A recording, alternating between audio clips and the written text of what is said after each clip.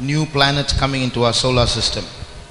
அநேக புது கோள்களானது நம்முடைய அந்த அந்த பூகோள கோள்களின் மத்தியிலே வந்திருப்பதை குறித்து அநேகர் கேள்விப்பட்டிருப்பீர்கள். சூரிய குடும்பத்திற்குள் வந்திருப்பதை குறித்து நீங்கள் கேள்விப்பட்டிருப்பீர்கள். It's called by different names. அவைகளுக்கு ஒரு குறிப்பிட்ட பெயர்களினால் அழைக்கப்படுகின்றன. Some people call it planet X. It's an unknown planet, so they call it planet X. சிலர் இதை ஒன்றும் இதற்கு பெயர் அறியாதபடினால் இந்த கோளத்தை குறித்து அறியாதபடினாலே இதை எக்ஸ் பிளானட் என்று அழைக்கிறார்கள். ஒரு அனௌன்ஸ்மெண்ட், நாளைக்கு தீபாவளி ஹாலிடே இருக்கனால மார்னிங்கில் பாய்ஸ் அண்ட் கேர்ள்ஸ் உங்களுக்கு தெரிஞ்ச ஃப்ரெண்ட்ஸ் இருந்தால் அவங்கள கூட்டிட்டு. Some people call it the exoplanet, which means it's a planet that does not belong to the solar system. சிலர் இந்த கோள்களை எக்ஸோ கோள் என்று அழைக்கிறார்கள். ஏனென்று கேட்டால் இவைகள் அந்த சூரிய குடும்பத்தில் சேராமல் இருக்கிறபடினாலே. About 5,500 years ago, there was a civilization called the Sumerian civilization, the oldest known civilization in history. வரலாற்றிலே சரித்திரத்திலே மிகவும் மிகவும் பழமை வாய்ந்ததான ஒரு நாகரிகம்தான் சுமேரிய நாகரிகம் என்பது. And in their writings which they have left behind, which have been discovered through archaeology, they have made many forecasts or in fact prophecies about what's going to happen in the future. தொல்பொருள் நிபுணர்களினாலே அவர்கள் எழுதி வைத்து விட்டு போனதான காரியங்களை ஆராய்ந்து கண்டுபிடித்து வருகிறதான நாட்களிலே என்ன நடக்க போகிறது என்பதை குறித்து அவர்கள் எழுதியிருக்கிறார்கள். For example, in our solar system there are two planets called Neptune and Uranus. நம்முடைய சூரிய குடும்பத்திலே இரண்டு கோள்கள் உண்டு, நெப்டியூன் அண்ட் யுரேனஸ் என்கிறதான இரண்டு கோள்கள் உண்டு. Neptune is blue in color, Uranus is green in color. Neptune ஆனது நீல நிறத்திலும் யுரேனஸ் ஆனது பச்சை நிறத்திலும் காணப்படுகிறது. The Sumerians had recorded this 5,500 years ago, but our scientists have found it only 1989. இதை குறித்து சுமேரியர்கள் ஏறக்குறைய 5500 ஆண்டுகளுக்கு முன்பே இதை குறித்து எழுதிவிட்டு போய்விட்டார்கள். ஆனால் நம்முடைய அறிவியல் நிபுணர்களோ இப்பொழுதுதான் 1989 ஆண்டில் தான் இதை குறித்து கண்டுபிடித்தார்கள். How they knew these things is a mystery. அவர்கள் எப்படி இதை குறித்து இவ்வளவு நன்றாக அறிந்திருந்தார்கள் என்பதை நாம் கேட்போமானால் அது ஒரு ரகசியமாகத்தான் இருக்கிறது. How they knew about our solar system and about our planets is a mystery. எப்படி அவர்களுக்கு நம்முடைய சூரிய குடும்பங்களை குறித்தும் கோள்களை குறித்தும் எல்லாம் அறிந்திருப்பார்கள் என்று கேட்டால் அதுவும் கூட ஒரு ரகசியமாக தான் இருக்கிறது. They not only made mention about our solar system, they have also said that near our solar system there is another solar system. நம்முடைய சூரிய குடும்பங்களை மாத்திரம் அவர்கள் குறித்து வைத்தது மாத்திரமல்ல, இந்த சூரிய குடும்பத்திற்கு அருகாமையிலே மற்றொரு சூரிய குடும்பங்கள் இருக்கிறது, அதை குறித்தும் கூட அவர்கள் எழுதி வைத்துவிட்டு போய்விட்டார்கள். So this sun is nothing but our sun is nothing but a star. சூரியன் என்பது ஒரு நட்சத்திரம் மாத்திரமே. But it is very near, so it looks big. அது நமக்கு மிகவும் அருகாமையில் இருக்கிறபடினாலே அது மிகவும் நமக்கு பெரிதாய் தோன்றுகிறது. Just like this sun, nearby there is another sun. இப்படி நாம் ஒரு சூரியனை போலவே மற்றொரு சூரியனும் அங்கே காணப்படுகிறது. It is called the dark star. அதுதான் இருள் நட்சத்திரம் என்பது. That's the name of the star, dark star. அந்த நட்சத்திரத்தின் பெயர் இருளின் நட்சத்திரம். Or it is called brown dwarf. It has different names. Brown dwarf. அதற்கு மற்ற ஒரு பெயரும் உண்டு. அதற்கு brown dwarf என்கிறதான பெயரும் உண்டு. Now the Sumerians prophesied or said or observed or whatever it is, who told them we don't know, that there are 7 planets going around this. சுமேரியர்கள் அவர்கள் எழுதி வைத்தார்கள். யார் அவர்களுக்கு சொன்னார்களோ அல்லது எப்படி சொன்னார்களோ தெரியாது. ஆனால் அவர்கள் சொன்னது என்னவென்றால் 7 கோள்கள் இதை சுற்றி காணப்படுகிறதாம். Just like there are 9 planets going around the sun, there are 7 planets going around this brown dwarf or dark star. எப்படி சூரியனை சுற்றி 9 கோள்கள் இங்கே சுற்றி வருகிறதோ அதே வண்ணமாக அந்த இருளின் நட்சத்திரத்தை சுற்றிலும் 7 கோள்கள் சுற்றி வருகின்றன. I am drawing only the 6th planet, the orbit of the 6th planet for a reason. நான் ஒரு காரணத்திற்காகவே இந்த 6வது கோளத்தின் வட்டத்தை மாத்திரம் வரைகிறேன். In the 6th planet has, they say, has an atmosphere that is favorable for life.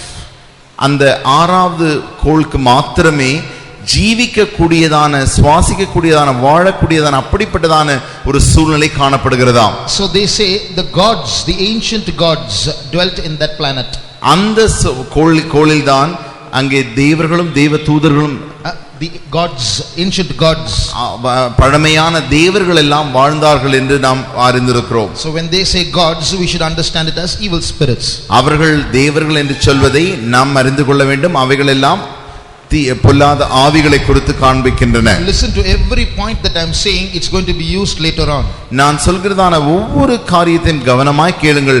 ஏனென்று கேட்டால் அதை நாம் பின்பாக உபயோகப்படுத்த போகிறோம். This is a planet where life, they say, can exist. இந்த கோளில் மாத்திரமே ஒரு ஜீவனாலே ஜீவிக்க சுவாசிக்க முடியும், வாழ முடியும் என்று அவர்கள் சொல்கிறார்கள். Then there is a seventh planet. அங்கே ஏழாவது கோளும் உண்டு. And that the orbit of that seventh planet passes through our solar system. அந்த ஏழாவது கோளின் வட்டமானது, அந்த சுற்றுதலானது நம்முடைய சூரிய குடும்பத்திற்குள்ளாய் வந்து அப்படி செல்கிறது. The name of this seventh planet they call Nibiru. அந்த ஏழாவது கோளின் பெயர்தான் நெபுரு என்பது. So they mentioned all these things. அவர்கள் இதை குறித்தெல்லாம் சொல்லிவிட்டார்கள்.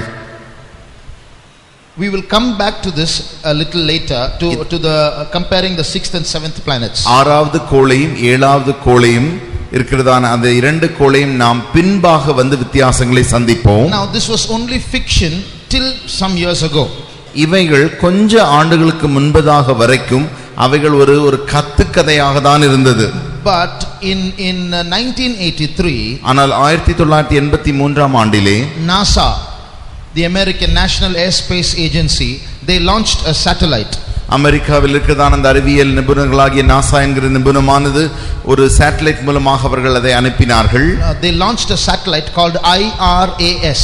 IRAS என்கிறதான ஒரு சேட்டலைட்டை அவர்கள் ஏவி அனுப்பினார்கள். IRAS means Infrared Astronomical Satellite.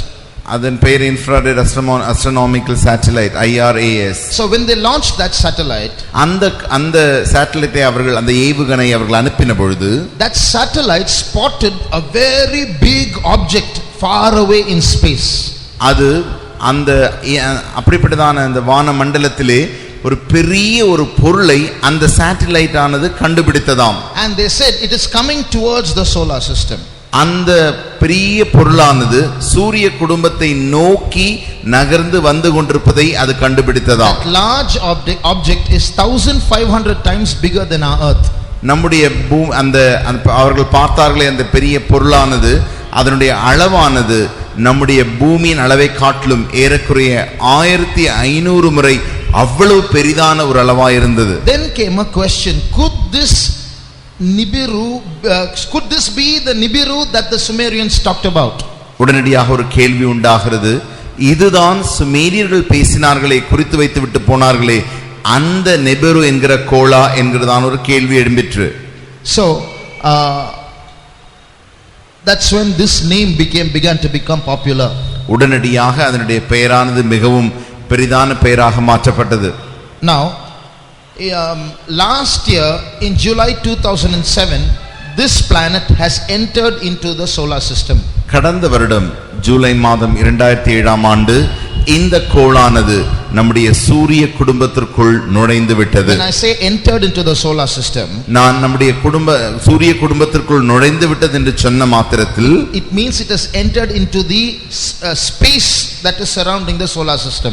நான் அந்த சூரிய குடும்பத்திற்கு நுழைந்து விட்டது என்று சொன்னால் அதனுடைய அர்த்தம் அந்த சூரிய குடும்பம் இருக்கிறதான அந்த பகுதிக்குள்ளாய் அது வந்து விட்டது. So this large object has been moving closer and closer and now has entered into the area of our solar system. இந்த பெரிய பொருளானது இந்த சூரிய குடும்பத்திற்கு நோக்கி நகர்ந்து நகர்ந்து நகர்ந்து இந்த சூரிய குடும்பம் இருக்கிறதான அந்த பகுதிக்குள்ளாய் வந்து விட்டது. And next year in May 2009, அடுத்த வருடம் மே மாதம் 2009ஆம் ஆண்டு, as this comes closer, அது நம்முடைய அருகாமையில் வருக வர, this is the earth, இதுதான் பூமி. Mercury, Venus, earth. இங்கே மெர்க்குரி இருக்கிறது, அங்கே வீனஸ் இருக்கிறது, இங்கே பூமி இருக்கிறது. Those who are at the bottom of the earth can see this Nibiru.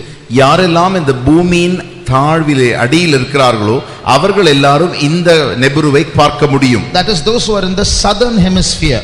அதனுடைய அர்த்தம் என்னவென்றால் தென் பகுதியில், பூமியின் தென் பகுதியில் இருக்கிறவர்கள். So from next year onwards they can see it with their naked eye. அடுத்த ஆண்டிலிருந்து அவர்கள் இந்த கண்ணினாலேயே அந்த கோளை காண முடியும். In 2011 2011ஆம் ஆண்டு everybody can see it. எல்லாருமால் அவர்கள் அதை பார்க்க முடியும். In 2012 2012ஆம் ஆண்டிலே it will be this planet will be in the sky like another sun, just like a sun. எப்படி ஒரு சூரியன் இருக்கிறதோ அதே வண்ணமாக இந்த கோளும் அவ்வாறே காணப்படும். But it will be a little smaller like the moon. அது அவ்வளவு பெரிதாக இருக்காது, மாறாக நம் சந்திரனை பார்க்கிறோம் அந்த அளவுக்கு ஒத்ததான ஒரு சிறிதாய் காணப்படும். But what's going to happen around between 2012 and 2015? 2012ஆம் ஆண்டிலிருந்து 2015ஆம் ஆண்டுக்குள்ளாக என்ன நடக்க போகிறது என்றால், this planet will come up and come into the plane of the solar system. இந்த கோளானது இந்த சூரிய குடும்பத்தின் மேலாக அப்படியே வந்து நிற்கும். Suppose this is the sun. இதுதான் சூரியன் என்று வைத்துக் கொண்டால், planets are moving around like கோள்கள் எல்லாம் இவ்வாறு சுற்றி சுற்றி வருகிறது. and this Nibiru is coming from the bottom. இப்பொழுது இந்த நெபுரு என்கிறதான பொருளானது கீழிருந்து வந்து கொண்டே இருக்கிறது. It rises up, மேலே வருகிறது. a point of time will come, ஒரு நேரம் வரும், this big planet Nibiru and the earth and the sun will be in a single line. இந்த பெரிய பொருளான இந்த கோளான நெபுருவும் பூமியும் சூரியனும் ஒரே வரிசையில் ஒரே கிரமத்தில் வரும். What will happen? அப்படி என்ன நடக்கும்? How is this earth moving around the sun? அப்படியானால் இந்த எப்படி இந்த பூமியானது சூரியனை சுற்றி வர முடியும்? You take a rope and tie a stone at the end of the rope and take the other end of the rope and whirl it. நீங்கள் ஒரு கல்லை எடுத்து, ஒரு கயிறை எடுத்து, ஒரு கயிற்றின் முனையிலே ஒரு கல்லை கட்டி அவ்வாறு நீங்கள் சுற்றுவீர்கள் என்றால், the stone will go around you, it will not go away from you. இந்த கல்லானது உங்களை சுற்றி சுற்றி சுற்றி வருமே தவிர உங்களை விட்டு தூரே போகாது. Why? ஏன்? The rope is pulling it. அந்த கயிறானது அதை கட்டி இழுத்துக் கொண்டிருக்கிறபடியினாலே. In the same way the earth is going around the sun, not going away, because the sun is pulling it. அதே வண்ணமாக பூமியானது சூரியனை சுற்றி சுற்றி சுற்றி வருகிறதே தவிர அது தூரே போய்விடாது. ஏனென்று கேட்டால் சூரியனால் பூமியானது ஈர்க்கப்படுகிறபடியினாலே. But when this planet comes in line with the sun and the earth, ஆனால் மற்ற இந்த கோளானது இந்த சூரியனும் பூமியும் இருக்கிற அதே வரிசையில் வரும்பொழுது, when it comes in one line, ஒரே வரிசையில் வரும்பொழுது, suppose this is where the planet is in around 2012.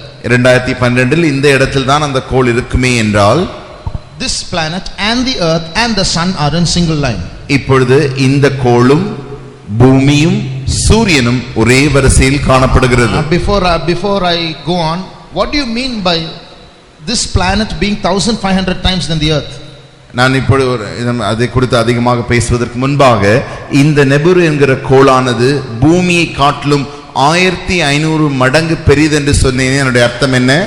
You take this planet and put it here where the earth is. இந்த நெபுரு என்கிற கோளை எடுத்து பூமி இருக்கிற கோளின் மேல் வைப்பீர்கள் என்றால், so instead of the earth we are standing on, put Nibiru in this place. நாம் இங்க நிற்கிறோம், இந்த பூமிக்கு பதிலாக இந்த நெபுருவை இந்த இடத்தில் வைப்போமே என்றால், it will be so big that the surface of Nibiru will touch the moon. அந்த நெபுரு என்கிற கோளானது அவ்வளவு பெரிதாக காணப்படும். அதன் மேல் நீங்கள் நிற்கும் பொழுது நீங்கள் சந்திரனே தொட்டு விடலாம். So big it is. அது அவ்வளவு பெரிதாக இருக்கும். So when this comes in one line, ஆகினால் இவைகள் மூன்றும் ஒரே வரிசையில் வரும் பொழுது, the sun will pull the earth, சூரியனானது பூமியை இழுக்கும், Nibiru also will pull the earth. இந்த நெபுரு என்கிற கோளும் கூட பூமியை மற்ற பக்கத்தில் இழுக்கும். So Nibiru will get dragged on two sides. இப்பொழுது பூமி இரண்டு பக்கங்களிலும் இழுக்கப்படும். Because of this some terrible things can happen. அதனாலே சிலவிதமான பயங்கர காரியங்கள் நடைபெறும். Earthquakes can take place. அப்பொழுது பூமி அதிர்ச்சி உண்டாகும். Tsunamis can take place. சுனாமிகள் உண்டாகும். Storms can take place. அநேக வெள்ள பெருக்குகள் உண்டாகும். Floods can take place. வெள்ள பெருக்குகளும் கடல் கொந்தளிப்பும் உண்டாகும். Storms, புயல்கள் உண்டாகும். And there can even be a pole shift. அது மாத்திரமல்ல, ஒரு பெரிய பெயர்ச்சியே உண்டாகும். துருவங்களின் பெயர்ச்சி உண்டாகும். What is it? Poles. Turuvang. So the poles can shift. South pole, north pole you have.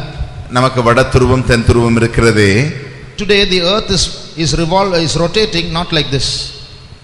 The earth is rotating not like this. இன்றைக்கு பூமி இவ்வாறாக சுற்றுகிறது இல்லை.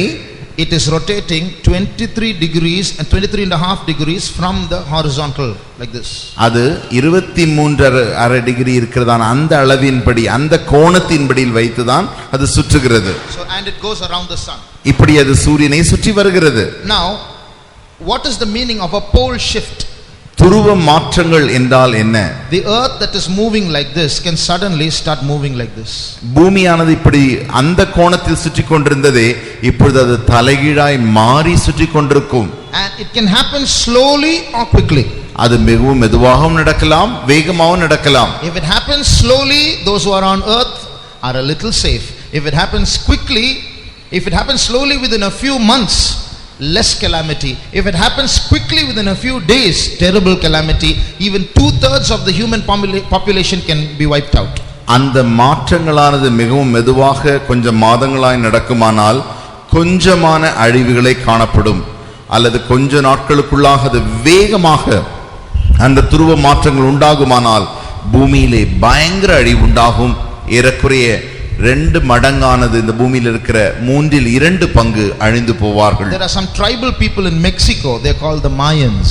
மெக்சிகோ என்கிறதான தேசத்திலே ஒரு பழங்குடியினர் உண்டு, அவர்களுடைய பெயர் மாயன் என்பது. They have fixed the date also about this and they said it will take place on 21st December 2012.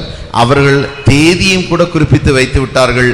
21ஆம் தேதி டிசம்பர் மாதம் 2012ஆம் வருடம் இந்த காரியம் நடக்கும் என்று சொல்லிவிட்டார்கள். But scientists say it can take place between 2012 and 2015. ஆனால் அறிவியல் ஆராய்ச்சியாளர்கள் சொல்லுகிறார்கள் அது 2012ஆம் ஆண்டிலிருந்து 2015ஆம் ஆண்டுக்குள்ளாக அது நடைபெறும்.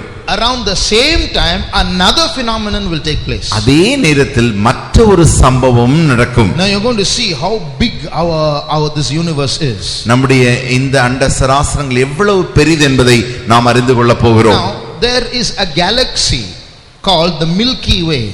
ஒரு கிரகணம் உண்டு, அதனுடைய பெயர்தான் கிரகணம் இல்ல,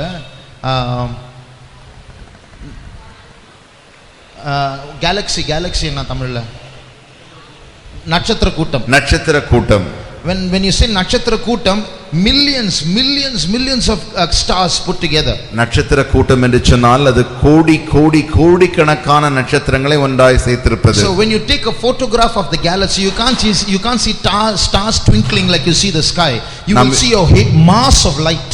நாம் இப்பொழுது பார்க்கிறோமே அப்படி கொஞ்சம் நட்சத்திரங்களை இங்கும் அங்குமாக அந்த வெளிச்சத்தை பார்க்க முடியாது. மாறாக இந்த கோடிக்கணக்கான நட்சத்திரங்கள் என்று சொன்னால் அவைகள் எல்லாம் கூடி மிகவும் ஒரு திரளான பெரிய வெளிச்சத்தை இது காண்பிக்கிறது. Just like the planets are going around the sun, எப்படி இந்த கோள்கள் எல்லாம் சூரியனை சுற்றி வருகிறதோ, these lakhs and lakhs of stars in the galaxy are going around something. லட்சக்கணக்கான இந்த நட்சத்திரங்களும் ஒன்றையே சுற்றி வந்து கொண்டிருக்கின்றன. So it millions of stars all going around like that. கோடிக்கணக்கான நட்சத்திரங்கள் இப்படியே சுற்றி வந்து கொண்டிருக்கிறது. And amongst those millions of stars our solar system is also there. அப்படிப்பட்டதான கோடிக்கணக்கான நட்சத்திர கூட்டங்களின் மத்தியில் தான் நம்முடைய சூரிய குடும்பமும் ஒன்றாய் அங்க இருக்கிறது. So if you look at our galaxy, நம்முடைய இந்த நட்சத்திர கூட்டத்தை நீங்கள் பார்ப்பீர்கள் என்றால் you will see millions of stars going around like this. கோடிக்கணக்கான நட்சத்திரங்கள் சுற்றி வந்து கொண்டிருக்கின்றன. I'm drawing lines but they are all stars here, all over here. நான் அதை வரியாக உங்களுக்கு வரைந்தாலும் அவைகள் எல்லாம் கோடிக்கணக்கான நட்சத்திரங்கள் அப்படி இருக்கின்றன. This is the center.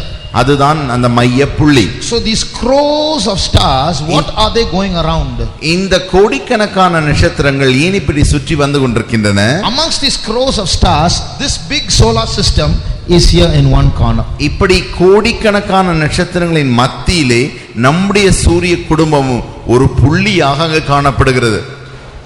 If this is the size of the solar system, then imagine what the earth is inside that. இந்த சூரிய குடும்பத்தின் அளவு இப்படி இருக்கும் என்றால் யோசித்து பாருங்கள் பூமியின் அளவு என்ன?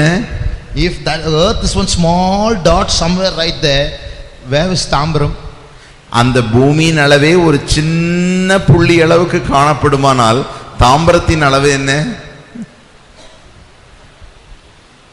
One man made fun of Hitler.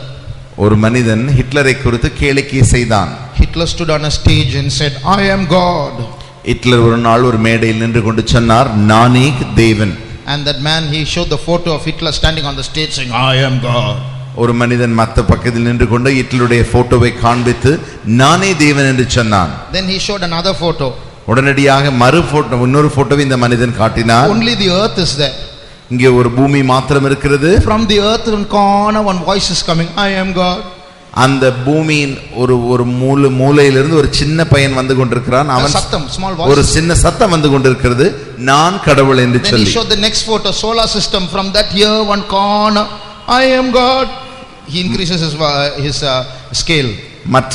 மற்றொரு படத்தையும் காட்டினான். அதிலே சூரிய குடும்பத்தை காட்டி அதிலிருந்து பூமியில் ஒரு சின்ன சத்தம் வந்து கொண்டிருக்கிறது, நானே கடவுள் என்று சொல்லி. Then he showed the Milky Way galaxy and showed one voice coming from somewhere inside this space, I am God.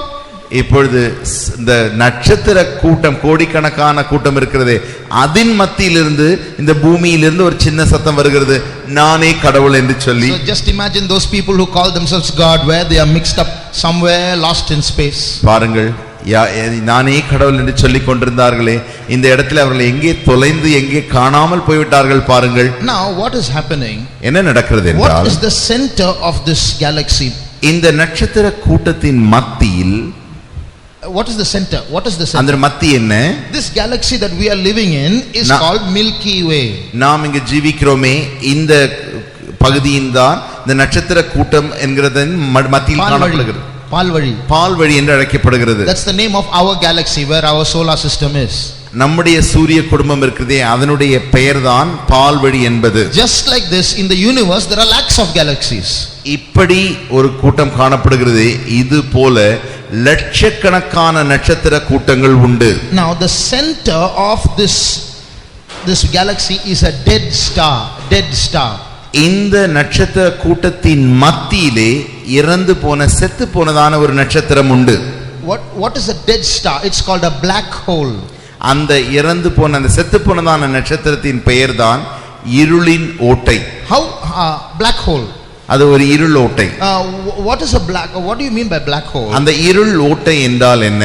Every time a star gives light, a death takes place in it. ஒவ்வொரு முறையும் இந்த நட்சத்திரம் வெளிச்சத்தை கொடுக்கிறதே, அப்படி கொடுத்த மாத்திரத்தில் அது உடனடியாக செத்து போய் விடுகிறது. And when the star gives off all its light, even a tube light gives light, but it has its life. One day it will die. Just like the star will die one day, the sun will die one day. எப்படி இந்த நம்முடைய tube light இருக்கிறதோ, அது ஒரு நாள் கண்டிப்பா கெட்டு போய் விடத்தான் செய்யும். அதே வண்ணமாக இந்த நட்சத்திரமும் வெளிச்சத்தை கொடுத்து ஒரு நாள் அதுவும் கெட்டு போய்விடும். அப்படியே இந்த சூரியனும் கூட ஒரு நாள் வெளிச்சத்தை கொடுத்து கடைசியில் அழிந்து போய்விடும். So when the star dies, இந்த நட்சத்திரம் அழிந்த பொழுது two things happen. இரண்டு காரியங்கள் நடைபெறுகிறது. One, it stops giving light, so you cannot see it anymore.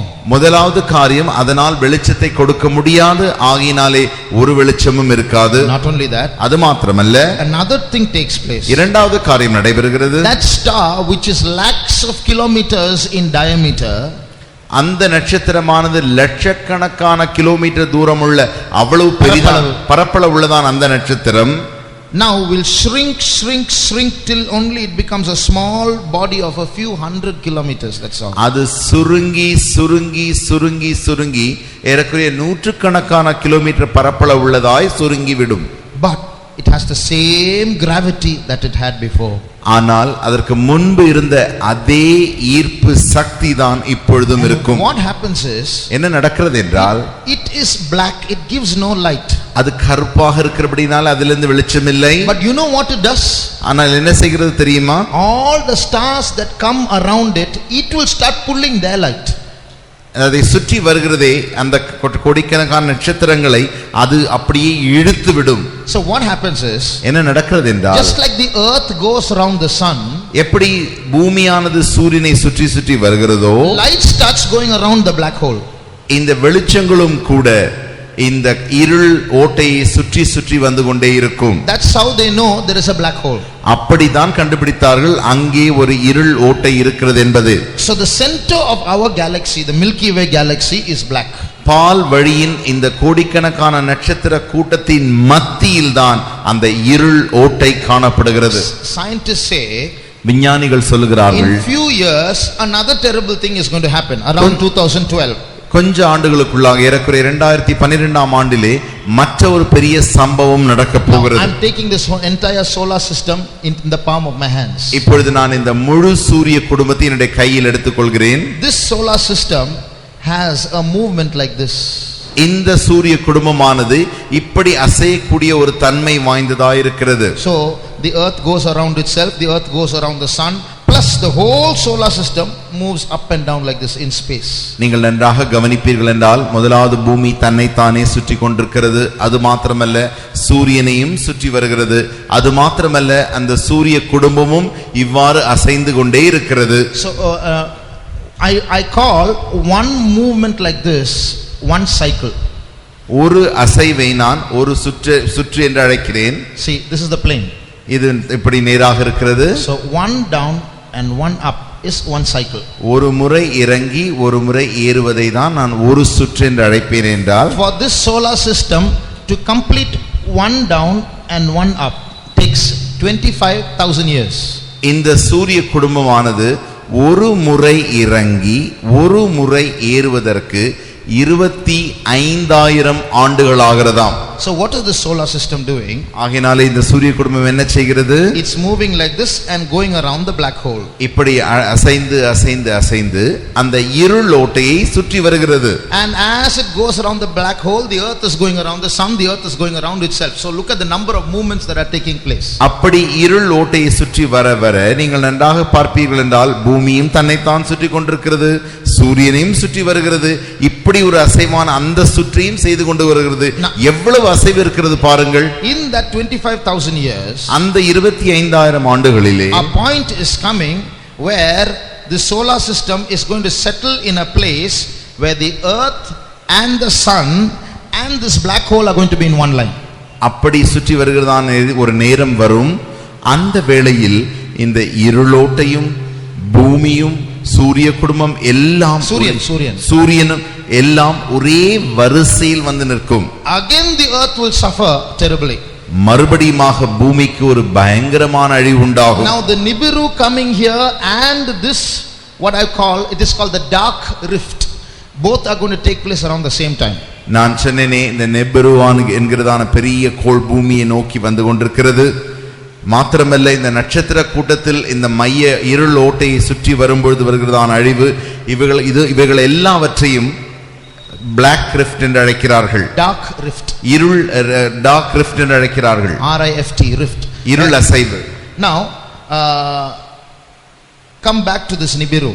இப்பொழுது மறுபடியுமாக நாம் நெபுருக்கு வருவோம் என்றால், I told you this is a place, the Sumerians said this is a place where the old gods used to dwell. நான் ஏற்கனவே சொன்னேன் சுமேரியர்கள் பெரிய தேவர்கள் எல்லாம் இந்த நெபுருவில் வாழ்ந்தார்கள் என்று சொன்னேனே. Now what I'm going to tell you now, I'm not telling you as doctrine or Christian teaching. நான் இப்பொழுது சொல்லுகிறது எல்லாவற்றையும் ஒரு கிறிஸ்தவ போதகமாக அல்லது சத்தியமாக நான் உங்களுக்கு உபதேசமாக சொல்கிறதில்லை. But we have to think about this. ஆனால் இதை குறித்து நாம் யோசித்து நிதானிக்க வேண்டியதாக இருக்கிறது. When the earth was created, பூமியானது உண்டாக்கப்பட்ட பொழுது, before man was here, மனிதன் இந்த உலகத்தில் காணப்படும் முன்பாக the angels were here. தூதர்கள் இந்த உலகத்திலே இங்கே இருந்தார்கள். When they fell, அவர்கள் விழுந்து போன பொழுது a terrible earthquake took place on earth. The earth lost its shape, it became without form and void. பூமியானது ஒழுங்கின்மையும் வெறுமையுமாக மாறிற்று. ஏனென்று கேட்டால் ஒரு பெரிய பயங்கர பூமி எதிர்ச்சி உண்டாகிவிட்டது. After that God renewed the earth and man started dwelling on it. அதற்கு பின்பாக தேவன் இந்த பூமியை மறுபடியுமாக புதுப்பித்து அதன் பின்பு மனிதனை உண்டாக்கினார். Now evil spirits abide in heavenly places. இப்பொழுது பொல்லாத ஆவிகள் எல்லாம் வான மண்டலங்களிலே அவைகள் வசிக்கின்றன. So just like the angels dwelt on earth before man came, is it not possible that today evil spirits can dwell on a planet like this?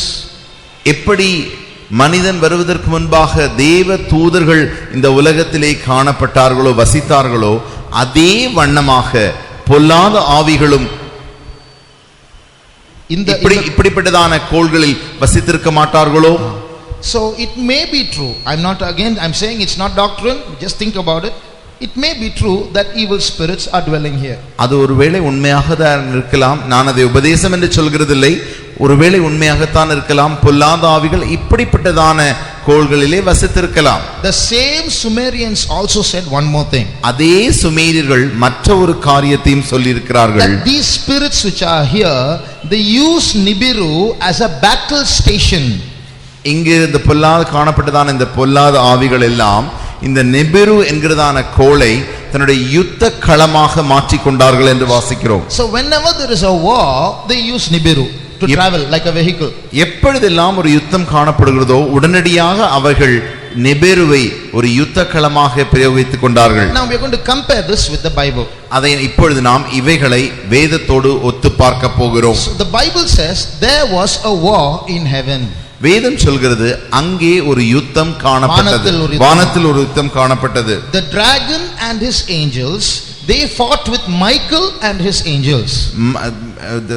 சர்ப்பமும் அவனுடைய தூதர்களும் மீகாவேலுடனும் அவனுடைய தூதர்களோடு கூட சண்டையிட்டார்கள். That verse is in Revelation 12:7. No need to read it now. இப்பொழுது வாசிக்க நேரமில்லை, அதை நீங்கள் வெளிப்படுத்தல் 12ஆம் அதிகாரம் 7ஆம் வசனத்தில் வாசித்துக் கொள்ளலாம். So I told you they are going to use it, this is used as a battle station. நான் ஏற்கனவே சொன்னேன், இந்த கோளானது யுத்த களமாக உபயோகப்படுத்தப்பட்டது. And when that battle in the Bible got over, வேதத்தில் வாசிக்கிறதான அந்த யுத்தம் முடிந்த பின்பு Michael and his angels won the battle. மிகாவேலும் அவனுடைய தூதர்களும் யுத்தத்திலே வெற்றி ஜெயித்த பொழுது, and the dragon and his angels were cast down to the earth. சர்ப்பமும் அவனுடைய தூதர்களும் பூமியிலே தள்ளப்பட்டார்கள். Now listen to this carefully. இதை நீங்கள் இப்பொழுது கவனமாக கேளுங்கள். The scientists say that this Nibiru is red in color. நீங்கள் அறிவியல் விஞ்ஞானிகள் சொல்கிறார்கள் இந்த நிபிரு என்கிறதான கோளானது சிவப்பு நிறமாய் இருக்கிறதாம். And it has a tail. அதற்கு ஒரு வாலும் இருக்கிறதாம். Like a comet, it has a tail.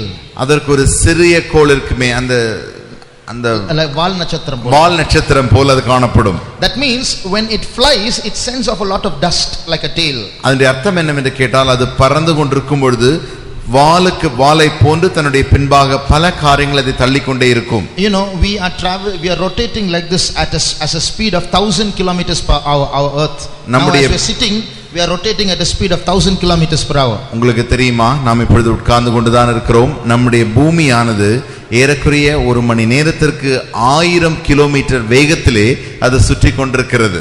And you know at what speed it is going around the sun? இப்பொழுது சூரியனை எவ்வளவு வேகத்தில் சுற்றி கொண்டிருக்கிறது தெரியுமா? 66,000 kilometers per hour. ஒரு மணி நேரத்திற்கு 66,000 கிலோமீட்டர் அந்த வேகத்தில் அது சுற்றி கொண்டிருக்கிறது. You and I are sitting inside a hall in Tambaram and traveling at 66,000 kilometers per hour around the sun. நீங்களும் நானும் இந்த தாம்பரத்தில் இந்த ஹாலில் உட்கார்ந்து கொண்டு 66,000 கிலோமீட்டர் வேகத்திலே நாம் சூரியனை சுற்றி கொண்டிருக்கிறோம். Till now it looks like science class. இதுவரைக்கும் இது ஒரு அறிவியல் பாடம் போல்தான் இருக்கிறது. But now comes the important part. இப்பொழுதுதான் முக்கியமான காரியம் வருகிறது. Now as this Nibiru comes up there, இந்த நிபிருவானது இந்த சூரிய குடும்பத்திற்கு அருகாமையில் வர as the Sumerians said, these are being used as a battle station. So all these evil spirits are coming here now. சுமேர்கள் சொன்னது போல இந்த தேவர்கள் எல்லாம், இந்த பொல்லாத ஆவிகள் எல்லாம் இந்த யுத்த களத்திரமாகிய அந்த நிபிருக்கு வந்து விடுகின்றன. So when they come there, அவைகள் பூமியை நோக்கி வரும்பொழுது they are near the earth. அவர்கள் பூமிக்கு அருகாமையில் வருகிறார்கள். A war takes place between Michael and his angels and the dragon and his angels. இப்பொழுது ஒரு யுத்தம் நடக்கிறது. தேவ மீகாவேலும் அவனுடைய தூதர்களும் சேர்ந்து சர்ப்பமும் அவனுடைய தூதர்களுக்கு எதிராக ஒரு யுத்தம் இப்பொழுது நடைபெற்றுக் கொண்டிருக்கிறது. So this has a tail. இதற்கு ஒரு வால் இருக்கிறது. Not only does it have a tail, அதுக்கு வால் மாத்திரமல்ல, it has 2 horns. அதுக்கு 2 கொம்புகளும் உண்டு. That is again dust. அதுவும் அது ஒரு தூசியாகத்தான் இருக்கிறது. 2 horns and a tail. Who can be that? 2 கொம்புகளும் ஒரு வாலும் யாராக இருக்க முடியும்? Why is it that a planet should have 2 horns and a tail? எதற்காக ஒரு கோளிலே 2 கொம்புகளும் ஒரு வாலும் காணப்பட வேண்டும்? Could it be a coincidence with what St. John saw? Behold, I saw a red dragon in heaven trying to swallow the man child. This is also red in color. பத்மதீவு யோவான் அந்த தரிசனம் கண்டாரே, அந்த சிவந்த குதிரை 2 it's a valu sarpam, red dragon. சிவந்த வலு சர்ப்பம். அந்த சிவந்த வலு சர்ப்பத்தை பார்த்தாரே அதுவும் இது ஒத்துப்போய் தான் இருக்கிறது. So when this comes there, இது இதனுடைய அருகாமையில் வரும்பொழுது all the evil spirits are pushed onto the earth.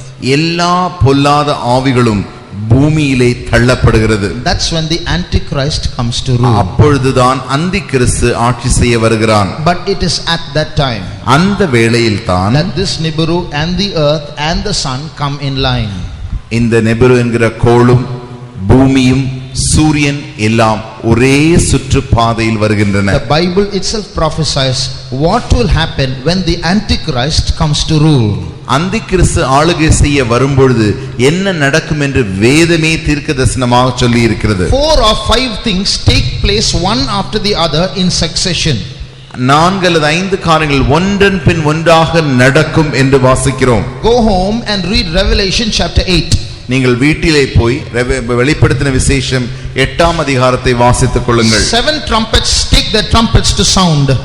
7 எக்காலமானது 7 தூதர்கள் எக்காலத்தை ஊதுகிறார்கள். When the first angel sounds, முதலாவது தூதன் ஊதும் பொழுது lots of big stones start falling out of space onto the earth. பெரிய பெரிய கல்கள் பாறைகளானது பூமியின் மேல் விழுகின்றன. They are burning stones, the Bible says. வேதம் சொல்கிறது அவைகள் எரிகிற கற்கள். Just imagine stones falling from the sky. What umbrella can you use for that? யோசித்து பாருங்கள், பெரிய பெரிய கல்கள் அண்ட சராசரங்கள் அப்படியே பூமியின் மேல் விழுந்தும் பொழுது எந்த குடையை வைத்து நாம் பூமியை பாதுகாக்க முடியும்? And as they come, they are burning. அவைகள் விழும்பொழுது மாத்திரமல்ல அவைகள் எரிந்து கொண்டிருக்கின்றன. The Bible says even green grass gets burnt up. The Bible mentions green grass burns up. வேதம் சொல்கிறது பச்சை புல்களும் கூட அப்படியே பதறாய் போகும். So you just imagine walking on the road and you'll have to look up into the sky. Every now and then a stone is falling. How can you walk? யோசித்து பாருங்கள், நீங்கள் இப்பொழுது நடந்து கொண்டிருக்கிறீர்கள், திடீரென்று வானத்திலிருந்து எரிகிற அக்கினி கற்கள் அப்படியே விழுமானால் என்ன நடக்கும்? It's not just once in 1 hour, one stone in America, one stone in Australia, not like that. The Bible says 1 in 3 parts, 1/3 of vegetation is burnt up. எங்கேயோ இங்கு ஒரு கல்லும் அமெரிக்காவில் ஒரு கல்லும் ஏதோ ஒரு மணி நேரத்துக்கு ஒரு கல்லும் அப்படியாக விழுகிறதில்லை. வேதம் சொல்கிறது, வேதத்தின் பூமியின் ஏறக்குறைய 2 பங்கு அந்த பச்சை பசை 1 பங்கு இந்த பச்சை பசை பயிர்கள் எல்லாம் அழிந்து போகக்கூடிய அளவிற்கு அந்த கற்கள் விழுகிறதாம். While that is happening, அப்படி நடக்கும் பொழுது the second angel sounds. இரண்டாவது தூதன் தன்னுடைய காலத்தை ஊதுகிறான். And as people watch, a huge mountain now falls from the sky. ஜனங்கள் அப்படி பிரமித்து பார்க்கும் பொழுது பெரிய மலைகள் இப்பொழுது விழுந்து கொண்டிருக்கின்றன. It's a burning mountain. Just imagine how it comes down. யோசித்து பாருங்கள், இந்த மலைகள் எல்லாம் எரிந்து கொண்டு அப்படியே விழுகிறதாம். It's not as big as the mountain that you see here. நீங்களும் நானும் பார்க்கிறோமே இப்பொழுது பார்க்கிற அப்படிப்பட்டதான் அந்த மலைகளின் அளவு போல அல்ல. Mountain is so big, the Bible says because of that the burning mountain falling into the sea, 1/3 of the sea becomes red. இந்த மலையானது மிகவும் பெரியது. அது எவ்வளவு பெரியது என்று கேட்டால் வேதம் சொல்கிறது கடலின் 1/3 பகுதி அப்படி வெற்றிடமாய் போகக்கூடிய அளவு red சிவந்து போகக்கூடிய அளவிற்கு அவ்வளவு பெரிதான மலைகள் அங்கு வந்து விழுகிறதாம். Then imagine how big that can be. அப்படி என்றால் அந்த மலை எவ்வளவு பெரிதா இருக்கும் என்று பாருங்கள். And just after that is over, அது முடிந்த மாத்திரத்தில் the Bible says a burning lamp falls from the sky. எரிகிற தீவட்டியானது விழுகிறது என்று நாம் வேதம் வாசிக்கிறோம். And it falls into the river. 1/3 of the river becomes 1/3 of all rivers become bitter. அவைகள் ஆறுகளின் மேல் விழுந்து 1/3 பகுதி ஆறுகள் எல்லாம் கசப்பாய் மாறி விடுகிறதாம். Just after that falls, அந்த விழுகைக்கு பின்பு the Bible says, வேதம் சொல்கிறது, what I'm going to tell you I've already told you about 1 year ago. நான் என்ன சொல்கிறேனோ அதை ஏறக்குறைய 1 ஆண்டுக்கு முன்பாகவே நான் ஏற்கனவே உங்களுக்கு சொல்லிவிட்டேன். There are 24 hours in a day. ஒரு நாளில் 24 மணி நேரம் இருக்கிறது. Roughly 12 hours day, 12 hours night. 12 மணி நேரம் பகலும் 12 மணி நேரம் இரவுமாய் இருக்கிறது. But if you read that verse in the Bible, ஆனால் வேதத்தில் இருக்கிற அந்த வசனத்தை நீங்கள் வாசிப்பீர்கள் என்றால் 1/3 of the day is lessened. ஒரு A day is lessened or shortened by 1/3. நாளின் மூன்றில் ஒரு பங்கானது அப்படியே சுருங்கி போய் விடுகிறது என்று வேதத்தில் வாசிக்கிறோம். So how many hours in a day then? அப்படி என்றால் ஒரு நாளுக்கு எத்தனை மணி நேரம்? 16. The day is shortened by 1/3. That means how many hours day? மூன்றில் ஒரு பகுதியானது அப்படியே சுருங்கி போய் விடுகிறது நாளிலே. 8 hours. 8 மணி நேரம் மாத்திரமே. Okay, then night is how many hours? அப்படி இரவு என்றால் எத்தனை மணி நேரம்? Supposed to be, night should be 16 hours because 24 hours total. மொத்த நேரம் 24 மணி நேரம் ஆகினாலே 16 மணி நேரமாகி விடுகிறது. But the Bible says not only the day shortens by 4 hours, the night also shortens by 4 hours. பகல் மாத்திரம் 4 மணி நேரம் சுருங்கி போகிறது மாத்திரமல்ல இரவும் கூட 4 மணி நேரம் சுருங்கி போகும் என்று வேதம் சொல்கிறது. So which means day 8 hours, night also 8 hours. இரவும் 8 மணி நேரம் பகலும் 8 மணி நேரம். That means one rotation is how many hours? அப்படி என்றால் இப்பொழுது ஒரு சுற்று எத்தனை மணி நேரம்? 16 hours. 16 மணி நேரம். But how many hours it is supposed to be? ஆனால் இப்பொழுது எவ்வளவு நேரத்தில் ஒரு சுற்று சுற்றி கொண்டிருக்கிறது? 24 hours. 24 மணி Can நேரத்தில். anyone say what happened? இப்போ என்ன நடக்கும் என்று யாராவது சொல்ல முடியுமா? Why 24 hours has become 16 hours means what happened? 24 மணி நேரம் இப்பொழுது 16 மணி நேரமாக குறைந்து விட்டதே, சுருங்கி விட்டதே. அதனால் என்ன? The earth is moving faster. இந்த பூமியானது வேகமாக சுற்ற ஆரம்பித்து விடுகிறது. The earth that was moving slowly has now begun moving faster. இப்பொழுது மெதுவாக சுற்றிக் கொண்டிருக்கிற சுழன்று கொண்டிருக்கிற இந்த பூமி இப்பொழுது அதி வேகமாக சுற்ற ஆரம்பிக்கிறது. Why? ஏன்? Have you ever seen young boys using a football or a baseball, holding it in one finger and then tapping it and keeping it rotating on the finger? நீங்கள் பார்த்திருப்பீர்கள், ஃபுட்பால் விளையாடுகிறவர்கள் தன்னுடைய பாலை கையில் வைத்து அப்படியே தட்டி தட்டி தட்டி வேகமாக சுற்றிக் கொண்டே இருப்பார்கள். Just like that. அதே வண்ணமாக When the mountain falls, the big mountain falls on the earth, it gives it a tap on the earth and the earth starts moving faster. அந்த பெரிய பெரிய மலைகள் விழுகிறதே, அந்த விழும்பொழுது அந்த பூமி தொடுகிற மாத்திரத்தில் பூமி இன்னும் வேகமாக சுற்ற ஆரம்பித்து விடுகிறது. Just after that the Bible says a star falls from the sky. அதற்கு பின்பாக வேதம் சொல்கிறது நட்சத்திரத்துக்கு பின்பாக நட்சத்திரங்கள் விழுந்து கொண்டே இருக்கும். So one after the other the Bible says calamities are taking place on the earth. ஒன்றன் பின் ஒன்றாக அழிவுகள் இந்த பூமியின் மேல் வந்து கொண்டே இருக்கும். And according to the Bible 3.5 years before all this happens Jesus should come. வேதத்தின்படியாக இவைகள் எல்லாம் நடப்பதற்கு ஏறக்குறைய 3.5 ஆண்டுகளுக்கு முன்பாக இயேசு வந்துவிட வேண்டும். That means Jesus is going to come very soon. அதனுடைய அர்த்தம் என்னவென்றால் இயேசு அதி சீக்கிரத்தில் வரப்போகிறார். We cannot specify dates. நாம் தேதி குறிப்பிட்டு சொல்ல முடியாது. The Bible says no man knows the hour or the day when Jesus is coming. இயேசு வருகிறதான வருகையை ஒரு மனிதனும் ஒருவனும் அதை அந்த நாளிகையும் கொன்றும் அறிந்திருக்க மாட்டான். It only says you cannot know the hour and the day, but maybe you can know the year and the month. நீங்கள் நேரத்தையும் நாழிகை அறிந்திருக்க மாட்டீர்கள் என்று தான் வேதம் சொல்கிறது. ஆனால் நீங்கள் அந்த நாளும் நாளையும் நாழிகையும் அறிந்திருக்க மாட்டீர்கள் என்று வேதம் சொல்கிறது. ஆனால் நீங்கள் மாதத்தையும் ஆண்டையும் அறிந்திருக்க மாட்டீர்கள் என்று வேதம் சொல்லவில்லை. So it maybe we can find out. ஆகையினாலே ஒரு வேளை நாம் கண்டுபிடித்து விடலாம். Whatever it is. எப்படி என்றாலும் சரி. One thing is sure. ஒரு காரியம் நிச்சயம். Till now everybody, you go and say Jesus is coming soon, they laugh at you, and you say the world is going to end, they laugh at you. But now everyone has to think because something very big is really coming. இன்றைக்கு வரைக்கும் நீங்கள் இயேசு வருகிறார் என்று எத்தனையோ பேரிடத்தில் சொல்லும் பொழுதெல்லாம் அவர்கள் உன்னை பார்த்து சிரித்து கேளிக்கை பண்ணி விட்டு போய் விடுவார்கள். ஆனால் இப்பொழுது நீங்கள் சொல்கிற மாத்திரத்தில் எல்லாருமே கண்டிப்பாக யோசித்தே ஆக வேண்டும். ஏனென்று கேட்டால் பெரிய பெரிய அழிவுகள் வரப்போகிறது. I'll just read one verse and conclude. ஒரே ஒரு வசனத்தை வாசித்து நான் முடிக்க விரும்புகிறேன். Read Luke 21:26. லூக்கா எழுதின சுவிசேஷம் 21ஆம் அதிகாரம் 26ஆம் வசனம். வானத்தின் சத்துவங்கள் அசைக்கப்படும், ஆதலால் பூமியின் மேல் வரும் ஆபத்துகளுக்கு பயந்து எதிர்பார்த்திருக்கிறதினால் மனுஷருடைய இருதயம் சோர்ந்து போம். What is written here?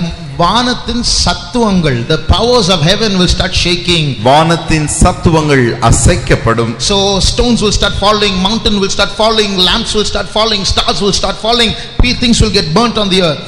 கல்லுகள் வந்து அப்படியே விழும், எரிகிறதான மலைகள் அப்படியே வந்து விழும், எரிகிறதான பெரிய பெரிய நட்சத்திரங்கள் வந்து அப்படியே விழும், இப்படி விழுந்து எல்லாம் எழுந்து போகும். In Tamil it is said because of that men's heart will faint. In English it says men's heart will fail.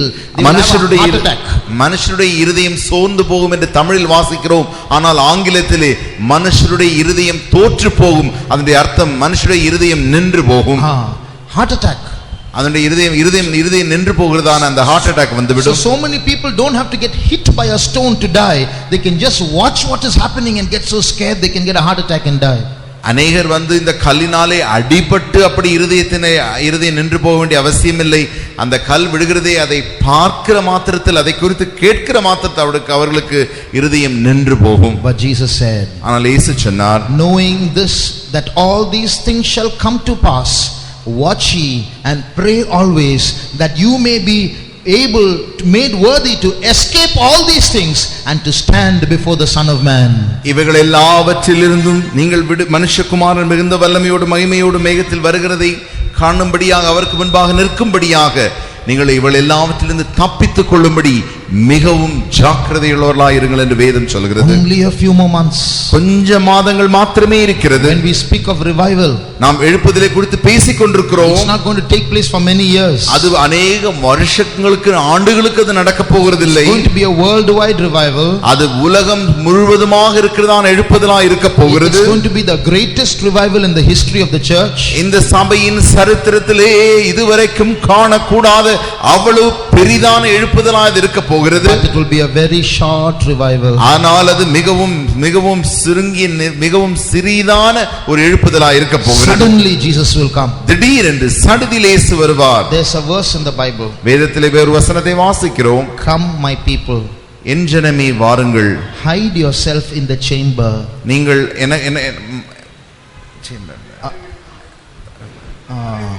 தாய் வீட்டுக்குள் நுழைந்து கொள்ளுங்கள், அறை வீட்டுக்குள் உங்களை நுழைந்து கொள்ளுங்கள். அந்த வசனம் வாசிங்க. Isaiah 26:20. என் ஜனமே, நீ போய் உன் அறைகளுக்குள்ளே பிரவேசித்து உன் கதவுகளை பூட்டிக்கொண்டு சினம் கடந்து போக மட்டும் கொஞ்ச நேரம் ஒளித்துக்கொள். What's written here? என்ன எழுதப்பட்டிருக்கிறது? My people, என் ஜனமே, go and hide yourself in the room. நீ அறைக்குள் போய் நீ ஒளிந்து கொள்.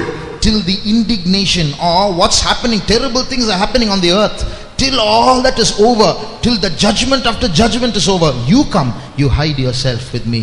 இந்த உலகத்தில் இருக்கிற சினமானது கடந்து போகும் மட்டும், நியாய தீர்ப்புகள் பின்பாக நியாய தீர்ப்புகள் வருதே, அவைகள் எல்லாம் கடந்து போகும் மட்டும் நீ என்னுடைய அறைக்குள் வந்து ஒளிந்து கொள். So why has God brought us here? ஏன் தேவன் நம்மை இங்கே கொண்டு வந்திருக்கிறார்? Not just to listen to all this and allow the stones to fall on our heads. இவைகள் எல்லாவற்றையும் கேட்டுவிட்டு நம்முடைய தலையிலே கல்லு விழும்படியாக அல்ல. It is so that we can watch and pray, escape all these things, and when all these things happen on the earth, we will be in a safe hiding place with Jesus. இவைகள் எல்லாம் நடக்கும் பொழுது நாம் இயேசுவோடு கூட அந்த மறைந்து காணப்படுகிறோமே, அவரோடு கூட ஒளிந்திருக்கும்படியாக, நாம் விழித்திருந்து ஜெபிக்கும்படியாக இவைகளை தேவன் நமக்கு வெளிப்படுத்தி கொண்டிருக்கிறார். Praise the Lord. கர்த்தருக்கு ஸ்தோத்திரம். நாம் கொஞ்ச நேரம் ஜெபிப்போம்.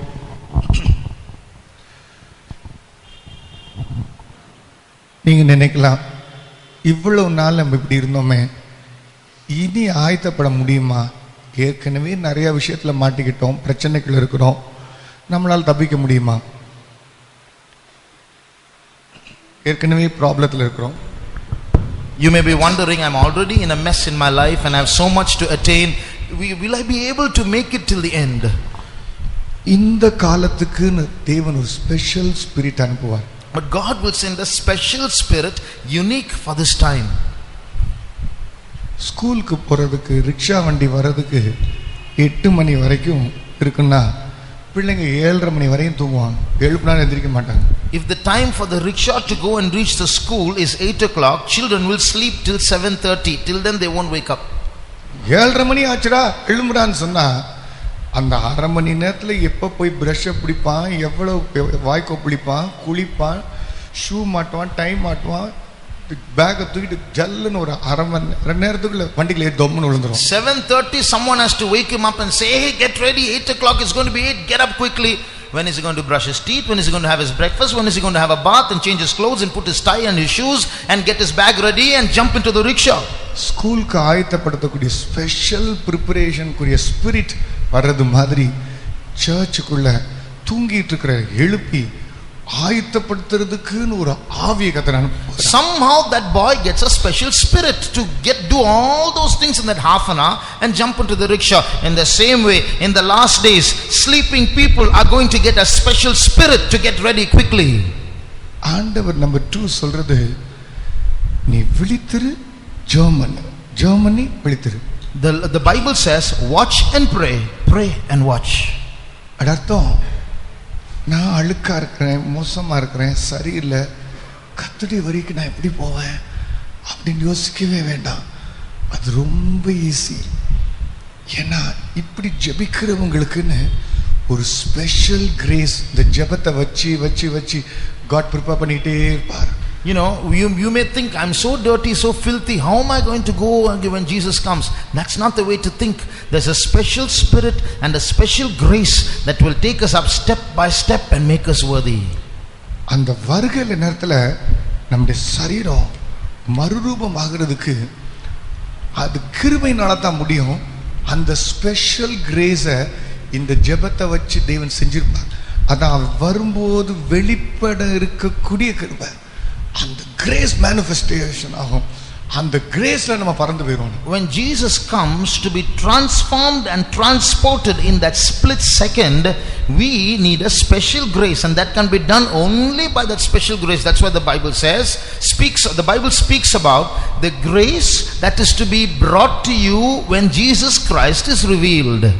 அந்த அவர் வெளிப்படும் போது ஒரு கிருபை இருக்கு. So when he appears, there's a grace revealed there. அந்த கிருபையினால் நாம் பறந்து போவோம். So by his grace I will fly away.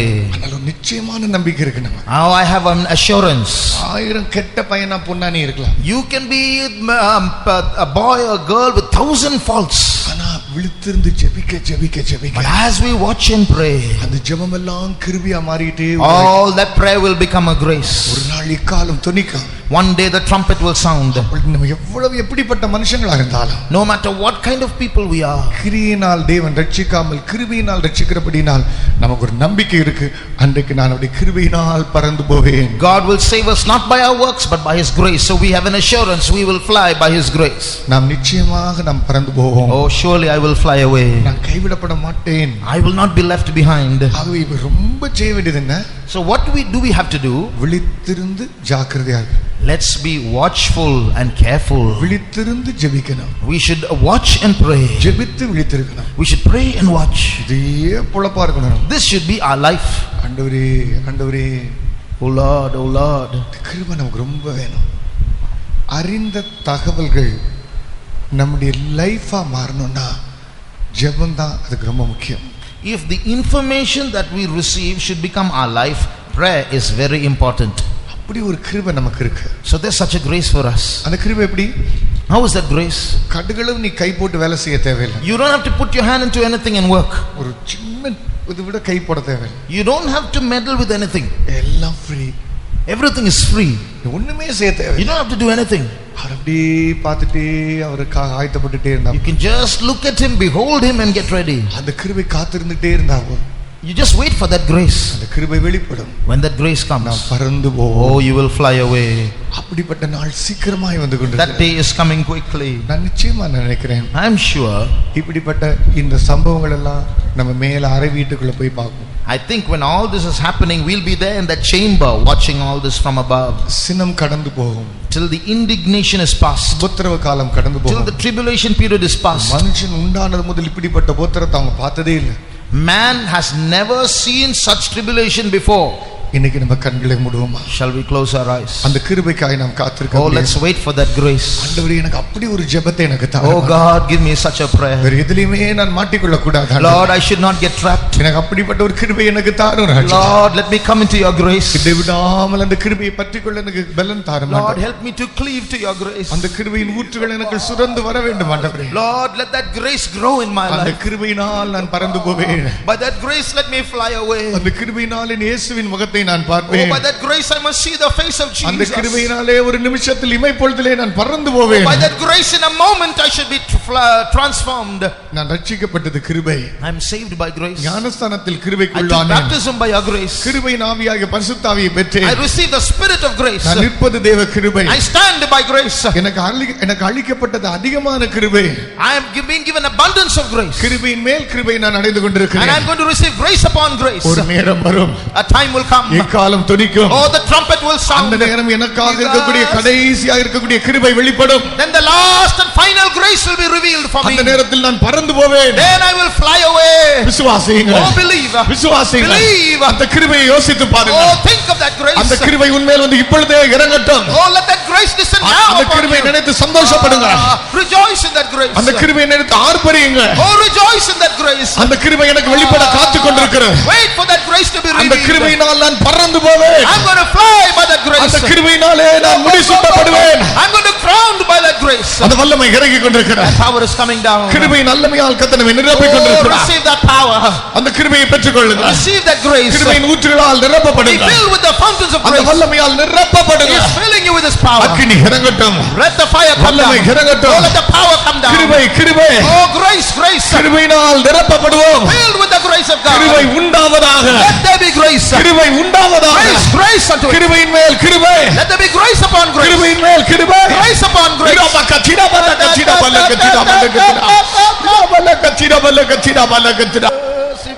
இப்போ அந்த இப்படி யோசித்து பாருங்க. Just think like this. நான் ரொம்ப மோசமா தான் இருக்கேன். I'm a very bad person. ஆனா அந்த கிருபைக்காய் காத்துக்கொண்டே But இருக்கேன். I'm waiting for His grace. அந்த கிருபைக்காய் நான் பிரயாசப்பட்டு கொண்டே இருக்கிறேன். I'm laboring for that grace. அந்த கிருபை வெளிப்பட போகிறது. That grace is coming. அது அர்த்தம் என்ன? எக்காலம் துணிக்கிறது. When the trumpet sounds, என் கால்கள் இந்த பாயில அல்ல, நான் பரலோகத்துக்கு பறந்து போய் கொண்டிருக்கிறேன். my feet will be not on this earth but will be in heaven. அந்த கிருபையினாலே என் மண்ணான சரீரம் மகிமையாய் மாறிவிட்டது. Oh, let this mortal body be transformed by that grace. நான் ஒரு நிமிஷத்தில் இமைப்பொழுதில் பறந்து போய் விட்டேன். In a moment, in the twinkling of an eye, will fly away. முழு வல்லமையாய் ஆர்ப்பரியுங்கள். Therefore, rejoice in that அந்த grace. கிருபையினால் நிரப்பப்படுங்க. Be filled with that grace. கிருபையை குறித்து சந்தோஷப்படுங்க. Oh, rejoice in that grace. கிருபையை குறித்து ஆர்ப்பரியுங்கள். Rejoice in that grace. கிருபையே கிருபையே மாறாத நல்ல கிருபையே, கிருபையே கிருபையே மாறாத நல்ல கிருபையே, உங்க கிருபைதான் என்னை தாங்குகின்றது, உங்க கிருபைதான் என்னை நடத்துகின்றது, உங்க கிருபைதான் என்னை தாங்குகின்றது, உங்க கிருபைதான் என்னை நடத்துகின்றது. செலவிய நேரத்தில் எல்லாம் என்னை பலப்படுத்திய கிருபை இது, பலவீன நேரத்தில் எல்லாம் என்னை பலப்படுத்திய கிருபை இது. கிருபையே கிருபையே மாறாத நல்ல கிருபையே, கிருபையே கிருபையே மாறாத நல்ல கிருபையே, உங்க கிருபைதான் என்னை தாங்குகின்றது, உங்க கிருபைதான் என்னை நடத்துகின்றது, உங்க கிருபைதான் என்னை தாங்குகின்றது, புதிய கிருபை பெற்றுக்கொள். அக்கினி கொண்டு வருகிறது. செலவீன நேரத்தில் எல்லாம் என்னை பலப்படுத்தின கிருபை இது, பலவீன நேரத்தில் எல்லாம் என்னை பலப்படுத்தின கிருபை இது. கிருபையே கிருபையே மாறாத நல்ல கிருபையே, கிருபையே புதிய வல்லமை, புதிய அக்கினி மாறாத நல்ல கிருபையே, உங்க கிருபைதான் என்னை தாங்குகின்றது, கிருபைதான் நடத்துகின்றது, உங்க கிருபைதான் என்னை தாங்குகின்றது, உங்க கிருபைதான் என்னை நடத்துகின்றது. செலவீன நேரத்தில் எல்லாம் என்னை பலப்படுத்தின கிருபை இது, பலவீன நேரத்தில் எல்லாம் என்னை பலப்படுத்தின கிருபை இது. கிருபையே கிருபையே மாறாத நல்ல கிருபையே, கிருபையே கிருபையே நல்ல கிருபையே உங்க கிருபைதான் என்னை தாங்குகின்றது புதிய அபிஷேகம் என்னை நடத்துகின்றது கிருபையா என்னை தாங்குகின்றது கிருபைதான் என்னை நடத்துகின்றது சோர்ந்து போன நேரத்தில் எல்லாம் என்னை சூழ்ந்து கொண்டு கிருபை சோர்ந்து போன நேரத்தில் எல்லாம் என்னை சூழ்ந்து கொண்டு கிருபை கிருபையே கிருபையே மாறாது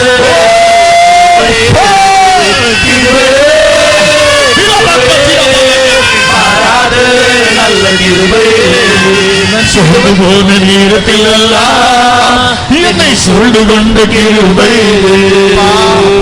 சோர்ந்து போன நேரத்தில் எல்லாம் என்னை சூழ்ந்து கொண்டு கிருபை கிருபையே கிருபையே மாறாத நல்ல கிருபையே. அன்புள்ள தகப்பனே, எங்களை தாங்குகிற எல்லாம் கிருபைக்காய் ஸ்தோத்திரம். இவ்வளவு கொடிதான ஒரு காலம் வர காத்திருக்கையில் உடைய கிருபையும் எங்களுக்காக காத்து கொண்டிருக்கிறது ஆண்டவரே.